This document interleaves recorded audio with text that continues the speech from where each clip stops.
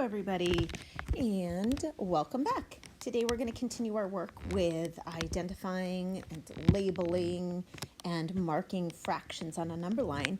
And today we're going to look at what happens when we have a fraction that's larger than one whole. Up until now, we've been placing fractions on a number line between 0 and 1, and we're going to take a look at what happens when you go beyond that, okay? So let's say that we're going to draw a number line today, and instead of putting our end points, remember those points that are at the end that shows us where we're working, instead of making them 0 and 1, let's make them 1 and 2. So I'm going to make my end point on the left 1 and my end point on the right 2. Where has the 0 gone? Is it non-existent anymore? No. It's just gone this way. We know that somewhere there's a 0 on the number line way over on the left. We're just not looking at that part. Same thing over here. We know that the numbers 3, 4, 5, 22, 89, 761, 1,000,000 are all way far to the right. All we're doing is looking at one section of that number line. We're zooming in on it, okay?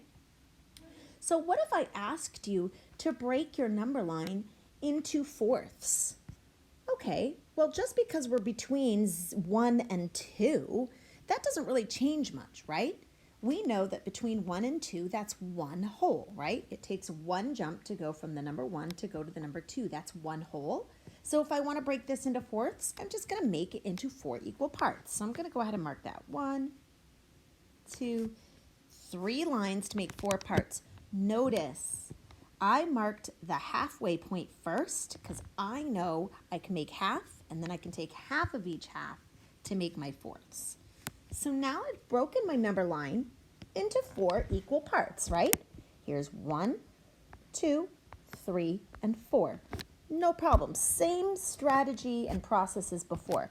Here's where it starts to get a little bit different. We're going to write the fractions, but instead of writing 0 fourths here, because this is no longer 0 fourths, this is one whole. How many fourths make one whole? If you think of a circle that's been split into fourths, or a rectangle that's been split into fourths, to make the whole thing, how many fourths do you need? You need 4 fourths, right? So instead of labeling 0 fourths, I'm going to write 4 fourths here. So we're just going to start our counting in a different spot. We're still talking about fourths. That's still our fractional unit. We're just starting at 4 fourths rather than starting at 0 fourths, just like we decided to start counting from 1 rather than counting from 0. And then I'm just going to keep counting. So 4 fourths, and if I have one more fourth, it would be 5 fourths, 6 fourths, 7 fourths, and 8 fourths. Okay, see how that works? And I'm going to box my whole numbers. I know 4 fourths is one whole, and I'm going to check. Would 8 fourths make 2 wholes? Well, let's look. If I have 2 rectangles that are split into fourths, and I have 8 of them, 1, 2, 3, 4, 5, 6, 7, 8. Do I have both of the whole rectangles colored? I do. So I know that's matching up properly. Okay, I know 8 fourths makes 2 wholes. Okay, so I've marked all those parts on the number line. I've boxed the holes, and we're still working with fourths. Okay, does that make sense? All right, so let's take a look at another one. What if I asked you, to do the same thing on a number line, but this time I want you to start at the number 2 for one of your endpoints and 4 for another endpoint. Now this is tricky because how many jumps between 2 and 4? There's 2 jumps, right? 2, 3, 4. If I count, I'm missing one of my whole numbers. Remember, these numbers are all whole numbers because we're talking about the whole thing, right? So 2 whole pizzas would be all of these pizzas, right? And then over here, we're talking about 4 whole pizzas. We're missing the number 3. So the first thing I'm going to do is mark my other whole number on my number line.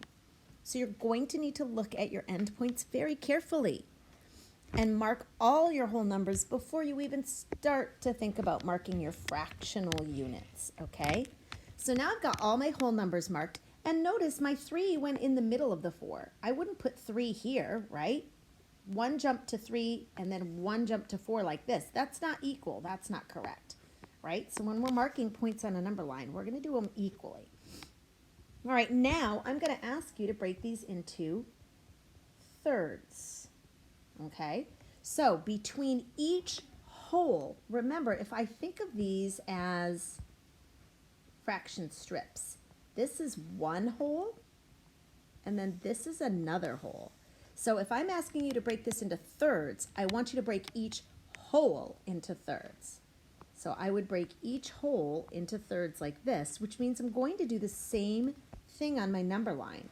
Actually, I'll keep it red. So I'm going to take each whole and break it into 3 equal parts like this. See how that works? Then I can start to think about my fractional units. Now we're talking about thirds, so we know all of our fractions are going to be written as thirds. But look at what we're starting with. We're starting with the whole number of 2. So here's 1 whole, and if I split it into thirds, how many thirds do I need to fill it? Well, 1 whole is equal to 3 thirds. So what's 2 wholes going to be equal to? Did you guys hear that sound? That is my clock in the background. That's going to be your hint for later. Pay attention. All right. So for, whoops, I got distracted by my clock and wrote the wrong fraction. So for 2 wholes, how many thirds do I have? Well, I have, let's see, I'll put another color of it. 1, 2, 3, 4, 5, 6 thirds. So I know that my first fraction I'm going to start counting by is 6 thirds because I'm starting at the number 2. I'm not starting at 1. I'm not starting at 0. So there's a lot of things to pay attention to in today's assignment. So then I just keep counting. I have 6 thirds, 7 thirds, 8 thirds, 9 thirds, 10 thirds, 11 thirds, and 12 thirds. And I'm going to have you box your whole numbers again so that you can show me that you've got those equivalent fractions. And we can check. Let's see if 9 thirds is equal to 3 wholes. We can continue what we had done here, right? So we know 2 wholes is 6 thirds. So if I keep going, 7, 8, 9 thirds, do I have 3 whole pies or pizzas or circles shaded? I do. Let's make sure that 4 is equal to 12 thirds. So I'll make a 4th pizza or pie, and I'm going to count on. So 4 is equal to, well, we already have 9 thirds, 10, 11, 12 thirds. So I know that I'm correct there. Do you see how that works? So today's focus, today's lesson, you really have to focus on a couple of things. Pay attention to your endpoints. Which whole number are you starting with? Which whole number are you ending with? Make sure if there are missing whole numbers on the number line, you write those in first. Then pay attention to the fractional unit they're asking for and break each whole into that fractional unit. Remember, not the whole number line, but each whole number. Then think about what fraction you're going to start with based on your whole number that's on your far left endpoint, and go ahead and count on. So now that you have that, if you would like to skip one problem, that does not mean a whole slide, one problem, you can write what sound did you hear in the background that I got distracted by. You can write what went off on that one problem that you would like to skip today. Good luck. Have fun.